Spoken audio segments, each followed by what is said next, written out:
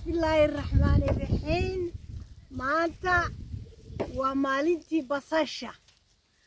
بصشي وتا وانا كالكا كشمناي ان شاء الله halkani waa basashi wata ilaa adigu dhowr iyo 20 ama kaba badan ilaa 60 kiish oo kiishkiiba uu yahay imise kiilo ma garanayo inaan weydiino oo lagu iibinayo kiishkiiba marba suuqa inuu ka joogaa kiishkii wuxuu joogaa imika 230 meelaha waa basasha waaweyn inta la eg weeye waka wax yar wax waaweyn imika yar baanu ka goynay inta in saddexdeeda ama afarteeda